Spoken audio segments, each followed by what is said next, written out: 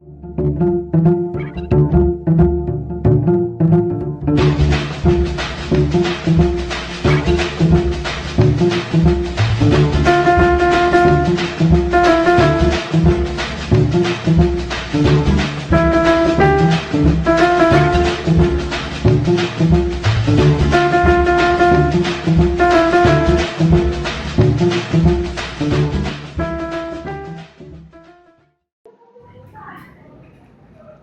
bienvenidas y bienvenidos a este espacio de conversaciones con autoras, con autores. Hoy estamos en la Feria del Libro de Bogotá, Feria Internacional del Libro, y en este espacio que venimos hablando durante varios días con escritoras y escritores del Fondo de Cultura Económica, es realmente una felicidad poder hoy compartir. Por primera vez en este espacio estamos hablando con una autora colombiana, una autora que, bueno, no vive en este momento en Colombia, pero que sus raíces están aquí. Es una mujer que ha tenido un trabajo muy importante con la historia, digamos que recientemente ha hecho un trabajo muy importante sobre revisar la historia de una mujer que en la historia pues fue eminentemente famosa, quizás famosa solo por algunas cosas, y quizás el trabajo precisamente de Gabriel Arciniegas ha sido recoger esa historia de Helena, la famosa Helena de Troya, y leerla desde otro ángulo. Quiero agradecerte por esta conversación y sobre este libro que se está hablando mucho, libro que se presentó en la Filbo, libro que también se presentó en el Fondo de Cultura Económica, Helena, la reina condenada. Gracias, Gabriela, por estar acá. Mil gracias, Diego, por invitarme y muchas gracias a todas las personas que nos estén viendo. Bueno, yo quiero empezar hablando un poco de esa relectura. Esto ha sido un leitmotiv de la Filbo, de autores y autoras que quieren releer la historia, quieren trabajar de nuevo temas que ya se han contado, pero que yo creo que sienten de alguna manera que no se han contado bien del todo o no se han contado con un ángulo pertinente. Yo quiero preguntarte por eso, pues tú eres escritora, eres poeta también. ¿Cómo te acercas al personaje de Helena? Por qué te nace digamos, esa espinita de trabajar a Helena de Troya? Yo, digamos que cuando me entró el bichito fue en el año 2003 que vi una miniserie australiana que se llamaba Helena de Troya precisamente, y contaba algunas versiones no tan conocidas de la vida de la vida de Helena como personaje literario.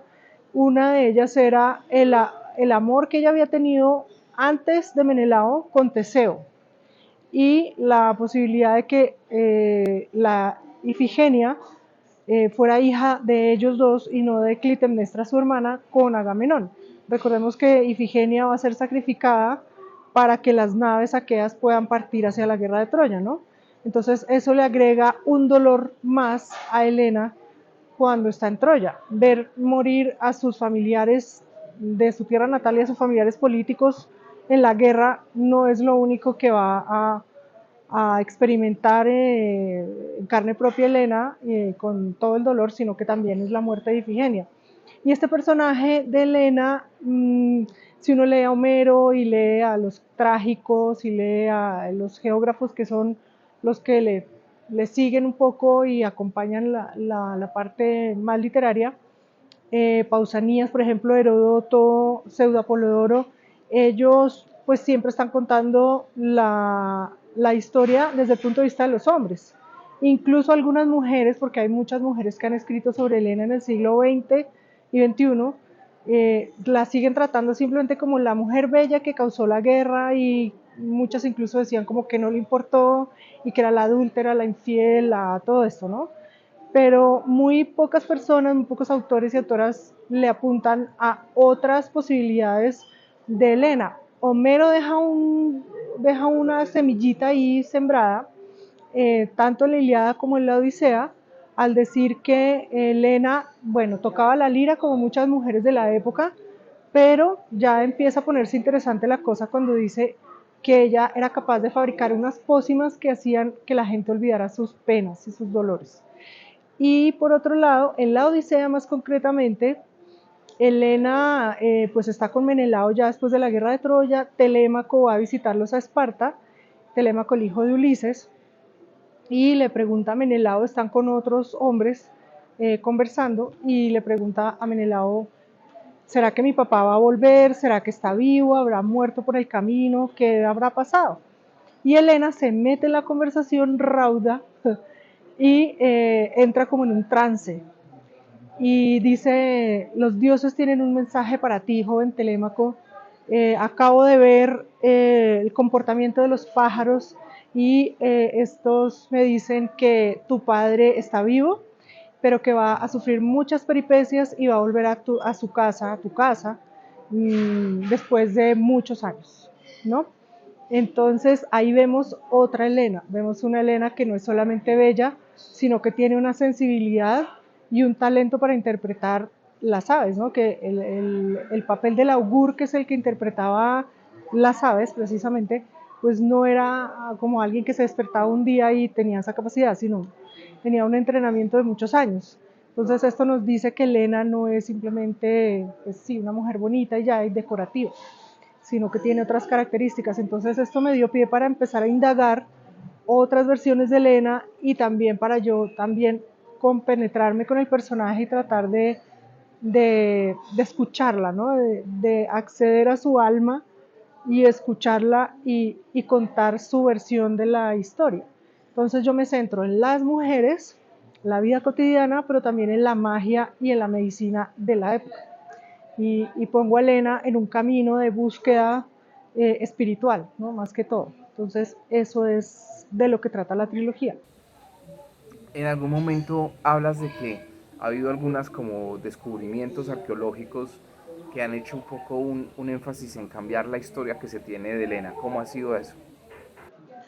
Exacto, eso es muy interesante porque como la arqueología, la paleolingüística, la antropología, la historiografía misma ha ido cambiando con los tiempos y se han ido descubriendo, perdón, se han ido descubriendo más cosas, entonces hay unas teorías, hay unas cartas hititas particularmente en donde se menciona a un Alakzandú, una Herena, esposa de este Alakzandú, una ciudad llamada Wilusa y un pueblo llamado Ajiyawa.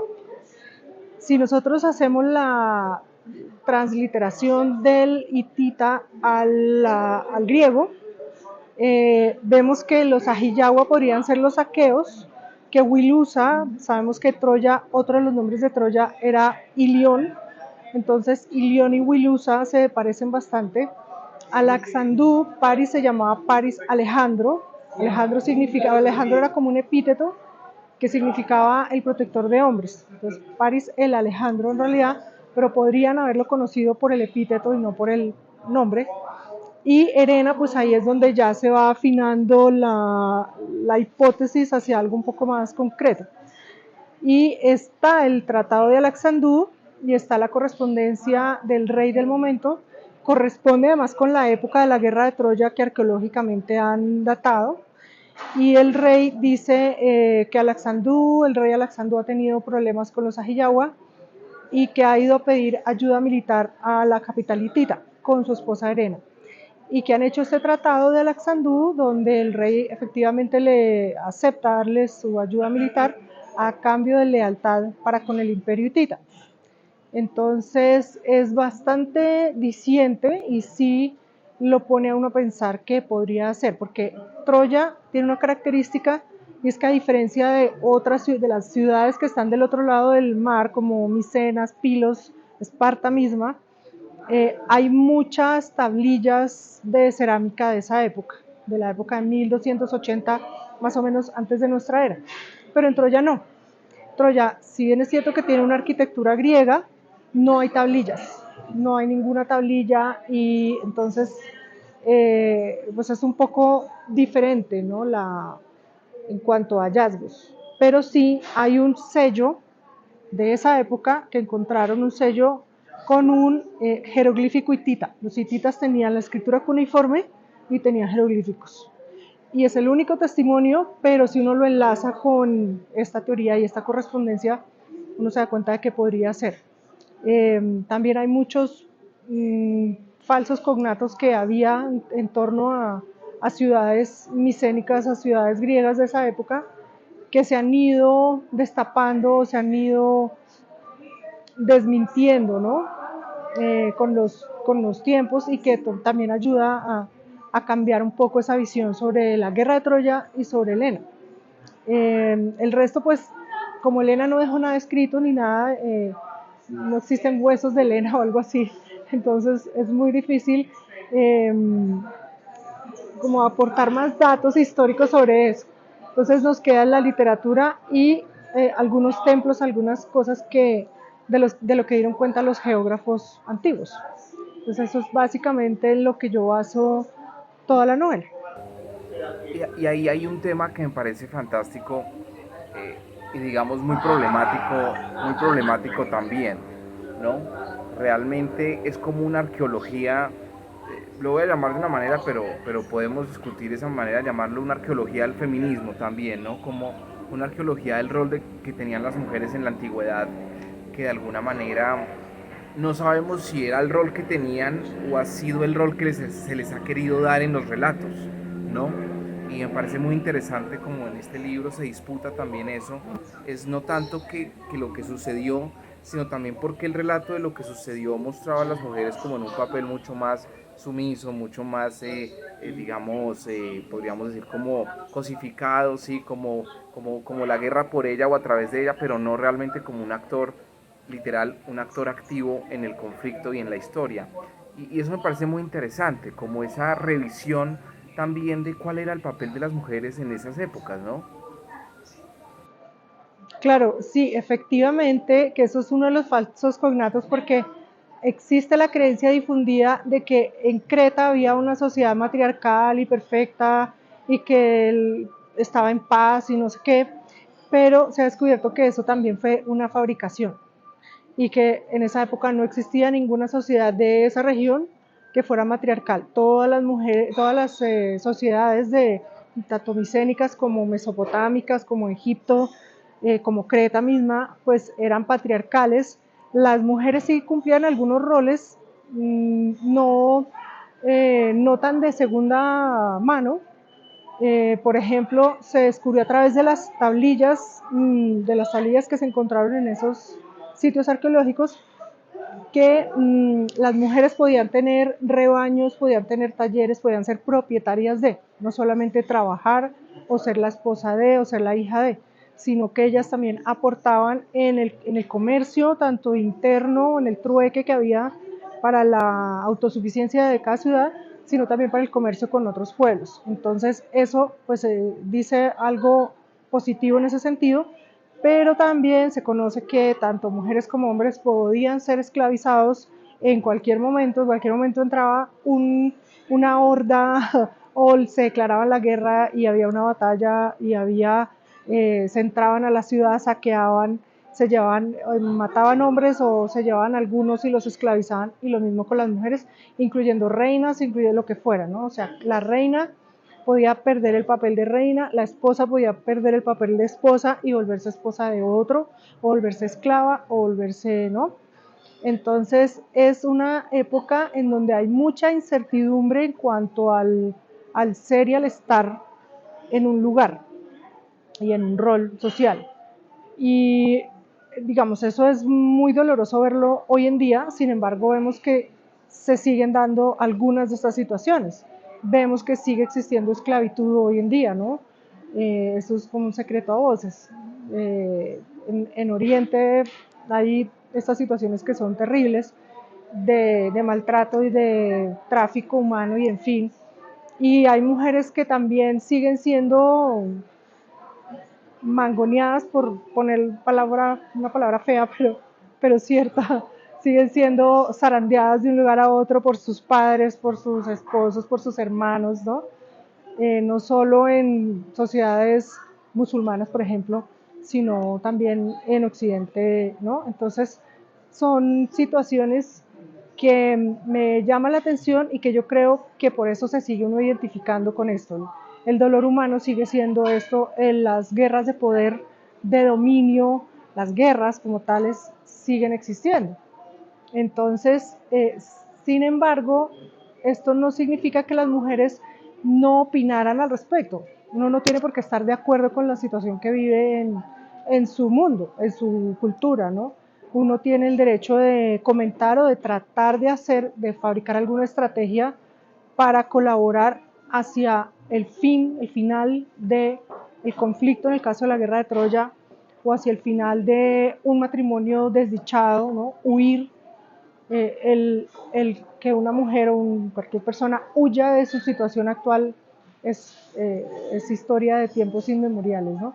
Entonces, eso, porque si tampoco se trata de hacer una reina guerrera como Sheena, la princesa guerrera serie de hace años, que tal vez las generaciones de ahora no conocen, como de, yo sé, voy a aprender a disparar al arco, no, no significa que no haya existido de pronto alguna, pero no se puede tampoco ser tan progre, tan feminista y cambiar una personalidad de una mujer de esta época. Entonces, sin embargo, sí se puede tratar de llevar al lector a ver cómo sentía esa mujer y qué estrategias desde lo que ella era capaz de hacer para poder hacerse la vida más fácil o tratar de cambiar de vida o tratar de perseguir un sueño. Porque el hecho de que una mujer sea bella, fea, coja, baja, alta, gorda, no significa que no tenga nada adentro diferente, ¿no? En su alma, que no tenga aspiraciones, sueños, frustraciones y que eso no mueva también su vida. Y ahí va Entonces, la, eso es lo que también traté. y ahí va ¿Sí? la pregunta también de cómo es esa Elena que tú retratas, cómo es ella, si pues claramente como novelista, como persona que trabaja las letras, uno siempre también puede trabajar, digamos, un perfil, pero cómo es la Elena que tú lees, cómo la describes. Yo, bueno, pegándome de esa pequeñísima luz que plantea Homero ahí en la Odisea, de la Helena Auguresa, eh, yo pienso una Helena que es un poco bicho raro.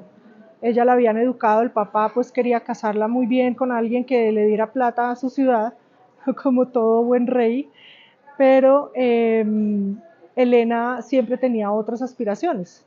Tenía la aspiración de ser sacerdotisa, de ser maga, de viajar, de conocer. Tiene una curiosidad insaciable.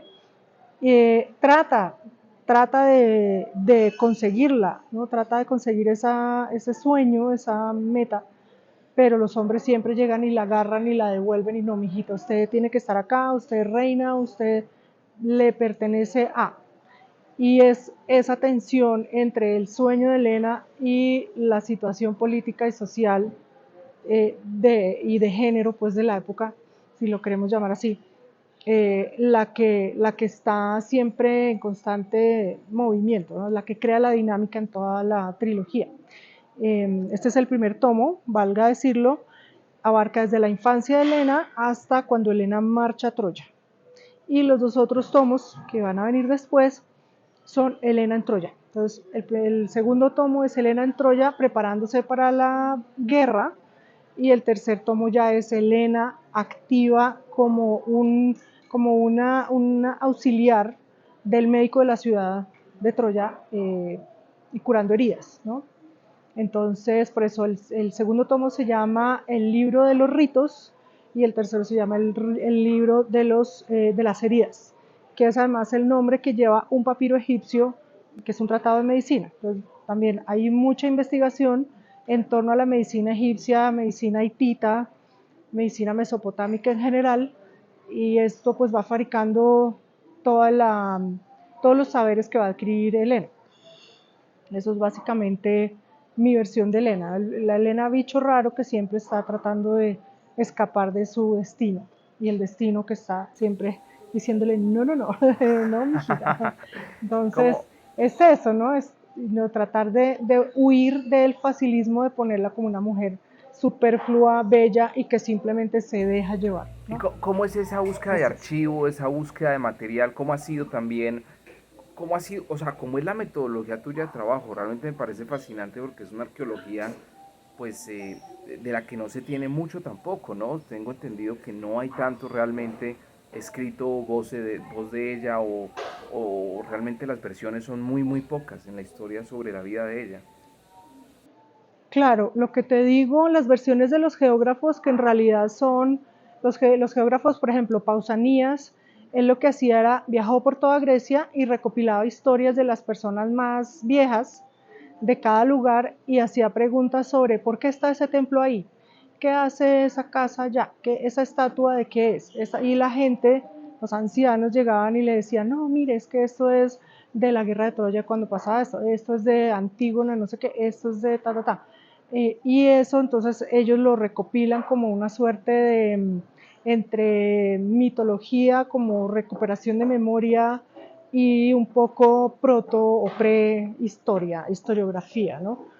Y entonces esas versiones sí están disponibles, incluso en internet se pueden conseguir en español y todo, Pausanias y Gino. Yo al final del libro dejo una bibliografía para quien quiera indagar un poco más y ahí están las referencias a estos libros en internet para que sea de fácil acceso. Pues yo vivo en una ciudad donde no hay unas bibliotecas muy fuertes, entonces tengo que acudir mucho a internet y esto es parte de lo que encontré. Papiros egipcios, por ejemplo, que están también todo en internet traducidos y todo. La correspondencia hitita también se encuentra, esa sí está más que todo en inglés, pero hay unos libros, hay una comunidad de hititólogos de catalanes que han escrito varios libros, que también están en esta bibliografía, muy interesantes porque transcriben tablillas en cuneiforme de rituales, de ceremonias, de fiestas, de hechos de su época histórica. Y es muy interesante porque eso ayuda mucho a ambientar el hecho de que, no, de que Grecia no estaba aislada, Grecia no estaba sola, estaba metida en un mundo que estaba interactuando con ellos y que era de civilizaciones mucho más avanzadas que la micénica. Entonces, que eso me dio más material que lo micénico mismo, porque en las excavaciones micénicas está la arquitectura, alfarería, orfebrería, espadas, por ejemplo, armaduras, cosas así, pero no hay, además de las tablillas, pues no hay literatura, no hay tratados de medicina, no hay un testimonio de cosas de la vida cotidiana. Entonces, hay algunas fuentes que sí logran hacer un trazado, por ejemplo, el ritual de Eleusis, que es, es una fiesta que se llevó a cabo durante muchos siglos, que en la Grecia clásica todavía estaba. Los que escriben sobre este ritual se refieren a que este ritual es muy antiguo, seguramente parte antes de la era micénica incluso. Varios ritos así, ¿no? Ritos de iniciación femenina, masculina, eh, como que hay una posibilidad de que sean mucho más antiguos y uno se pega de ahí y empieza como a situarlos en la época y a mirarlo, cotejarlo con con ¿cómo se llama? Los testimonios de o los registros, esa era la palabra, los registros de las excavaciones arqueológicas, ¿no?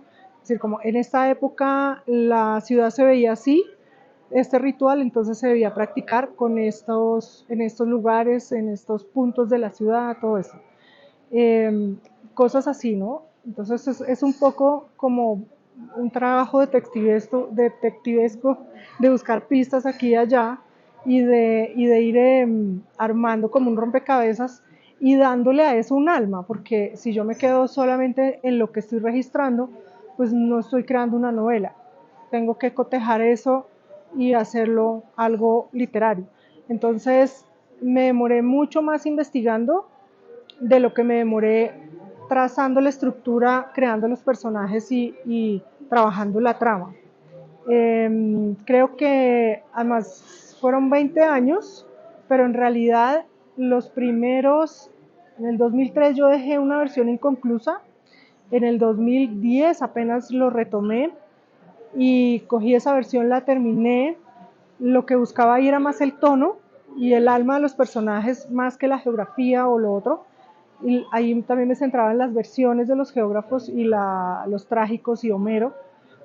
Y después del 2010 fue que empecé a investigar mucho más y ahí me metí más en Egipto, los hititas, los babilonios, los asirios también, y otros pueblos de los que casi nadie habla hoy, pero que estaban ahí también. Imperios incluso que estaban ahí y de los que nadie habla. Entonces, mientras más me voy metiendo, más material interesante voy encontrando, que es como una mujer bella, ¿no? Uno la mira y ve una apariencia superflua, pero se va metiendo más adentro y va encontrando más capas y va encontrando más honduras y más recovecos y cosas, ¿no? Entonces fue más o menos eso. Primero encontré lo más superficial y mientras más iba indagando, más iba encontrando.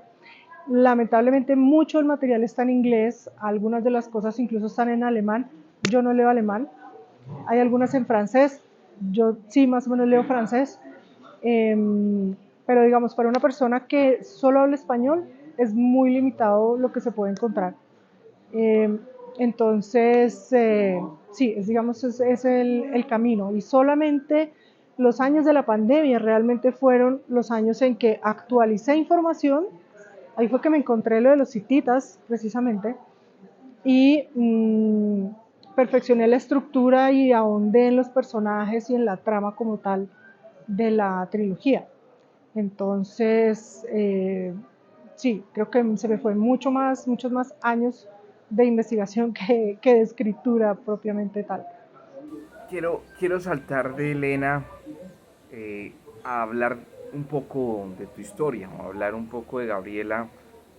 Gabriela es bogotana, Gabriela pues hizo su maestría en la Universidad Javeriana, o sea, es una historia muy bogotana, pero además, y creo que esa relación me gustaría mucho como escucharte cómo fue esa relación con tu abuelo, con Germán Arciniegas, que fue un hombre muy importante para la historia colombiana y para la historia en el sentido también de los que han relatado y han trabajado nuestra historia de una manera profunda.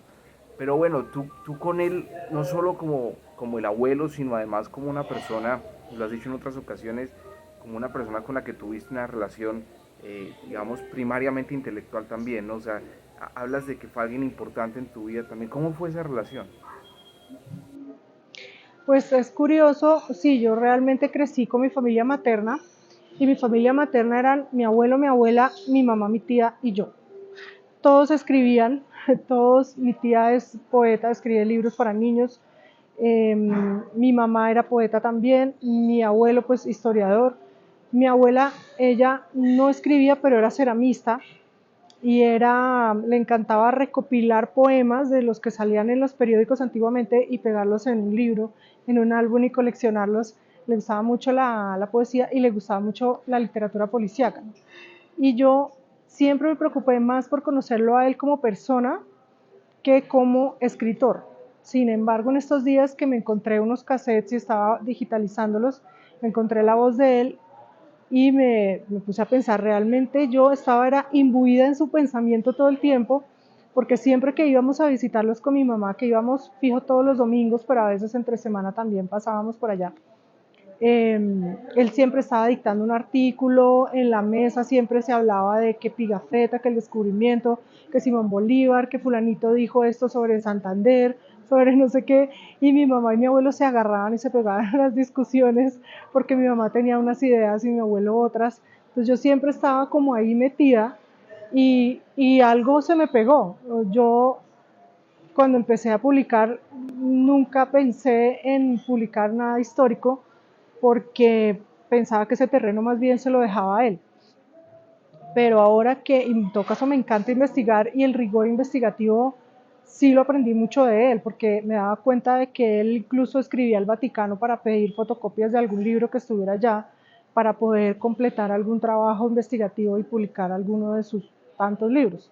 Entonces, que mucha gente piensa que como él no ponía notas a pie de página, no era como tan académico, tan tieso, que él no investigaba, que él se inventaba las cosas, y no era así. O sea, él primero accedía a todo el rigor, lo depuraba y lo volvía después un lenguaje ameno, porque él pensaba que la historia debía ser para el pueblo, para todo el mundo, que toda la gente debía tener acceso y debía poder disfrutar de la historia.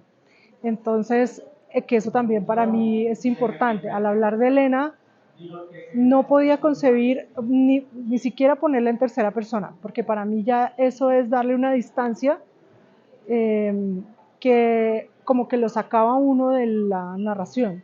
Entonces yo lo pongo en primera persona y lo pongo en las palabras de Elena. Obviamente nunca será el mismo discurso una mujer de esa época como tal, porque ya hoy en día nuestros discursos serían muy distintos, la mitad del lenguaje no se entendería ni de un lado ni del otro, pero sí como capturando esa sencillez de lo que era esa época. No había filosofía, no había la matemática, pues era lo que correspondía al comercio, pero nada más.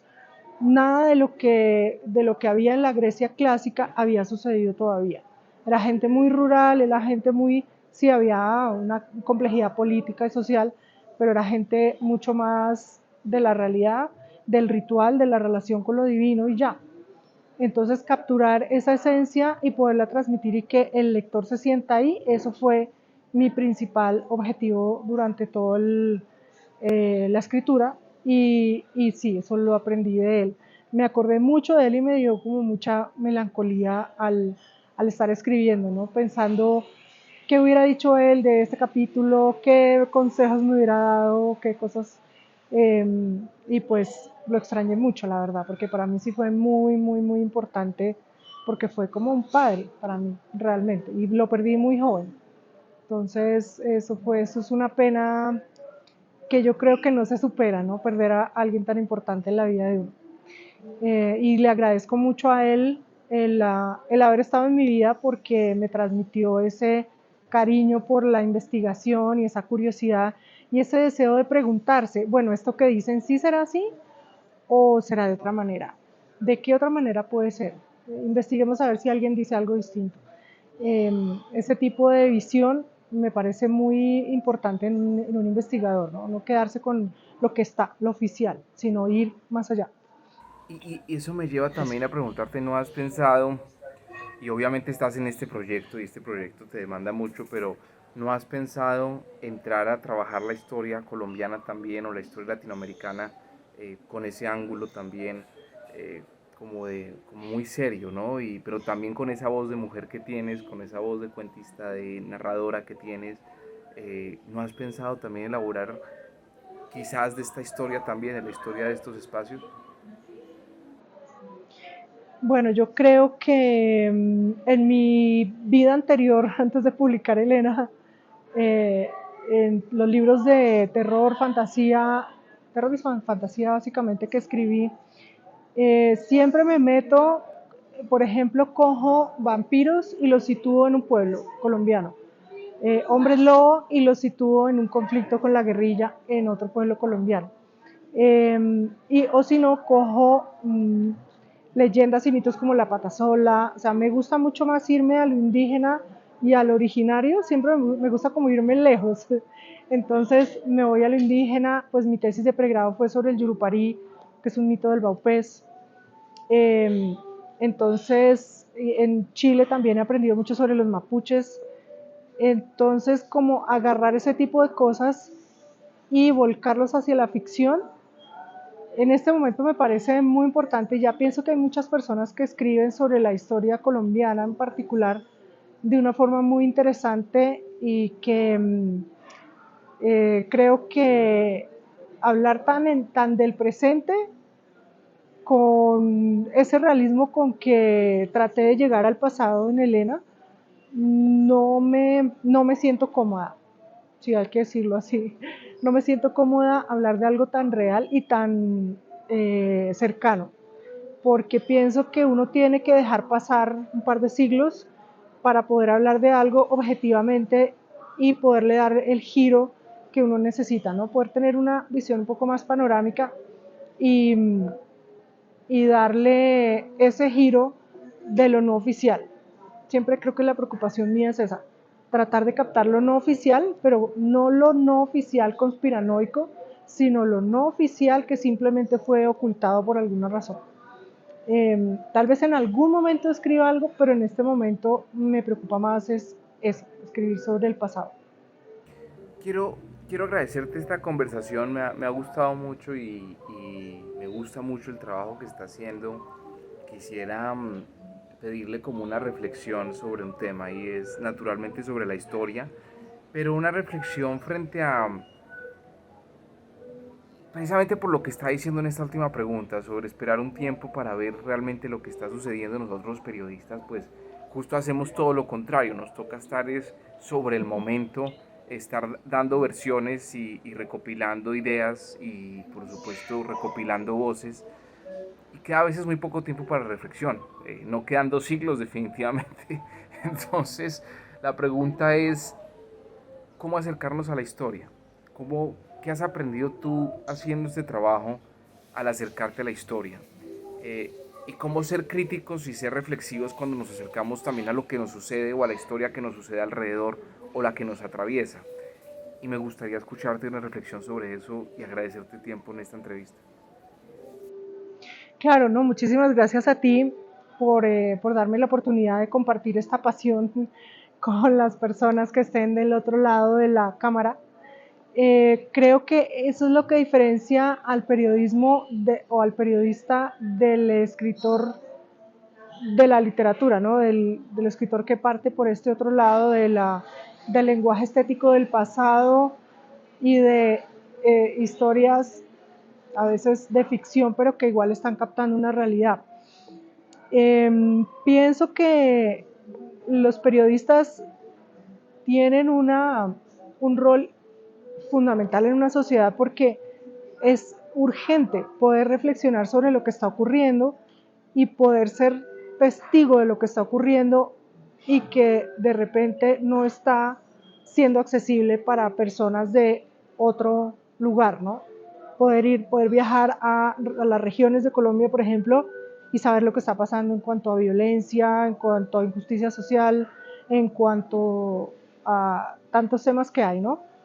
Entonces, y pienso que los periodistas dejan un camino para después el escritor, para agarrar estos temas y darles la dimensión estética, literaria, espiritual, que pienso que es un poco la labor del escritor también, mm, y reflexionar como ya con esa distancia sobre estos hechos, ¿no? Entonces, hablar de la guerra de los 1000 días, por ejemplo, tal vez ahora puede ser más interesante que hablar de lo que sucedió hace 2 años o lo que sucedió hace 10 años. Eh, bueno, digamos que no siempre se cumple porque García Márquez era las dos cosas, periodista, escritor y además un lenguaje poético muy impresionante, ¿no? Pero sí pienso que en la inmediatez a veces se sacrifica una estética del lenguaje, que digamos en el momento no es tan importante porque lo importante es mostrar, pero para un escritor es más importante, no es más importante, es igual de importante la parte estética, la sonoridad de las palabras y todo, que los hechos. Y hay veces que el escritor puede tener más la libertad de coger un caso real y darle la vuelta, ficcionalizarlo, ponerlo en otra época o ponerlo en otras circunstancias y combinar algunos hechos.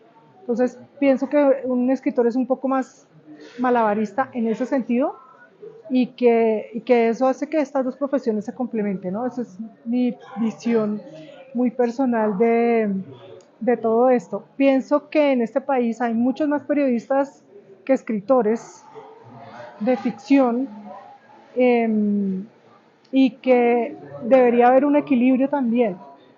Tenemos mucho el afán de reflexionar sobre nosotros mismos, sobre nuestra propia situación y mucho menos el afán de extrapolar esto y universalizarlo un poco. Lo que hicieron, por ejemplo, los escritores soviéticos durante la Unión Soviética, como Stanislav Lem, que pues en esa época del régimen soviético se escribe la mejor ciencia ficción y ellos escriben sobre su realidad, pero por el hecho de ser prohibitivo escribir sobre esto, directamente lo disfrazan de ciencia ficción, de futurismo, de otras cosas, de alienígenas, pero están haciendo una crítica brutal, ¿no? Política y social. Entonces, creo que muchas veces hay que decirlo, a mí me lo han dicho, ¿cómo así usted no está comprometida con la realidad porque escribe ficción? Al contrario, uno siempre está reflexionando. Si uno de verdad es un escritor riguroso y quiere eh, perdurar, uno siempre está reflexionando sobre su propia situación, ¿no? Como mujer, como colombiana, como del siglo XX, XXI, siempre uno está poniendo algo de eso, incluso en Helena hay cosas así. ¿Por qué me llamó la atención la guerra de Troya? Porque vivo en un país como Colombia, ¿no? Entonces, son, hay como muchos temas ahí que se desprenden, pero que me parece importante que haya un debate, que haya la posibilidad de que la gente eh, no se case con un solo género o con un solo tipo de escritura, ¿no? Eso, eso pienso. Bueno, muchísimas gracias Gabriela por esta conversación. Le invito a la gente que nos ve a que lean y busquen este libro, Helena, la reina condenada, por Gabriela Arciniegas. Y gracias por estar conectados con estos episodios y un abrazo. Muchísimas gracias de nuevo y un abrazo para todas las personas del otro lado de la cámara.